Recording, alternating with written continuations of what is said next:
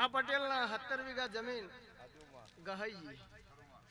એ દાડ હું ચહેર એમ બોલી કે જતી રહી લાવવાની મારી ચહેર ની હેડ અને તારી જમીન પાછી તને મળી જાય અને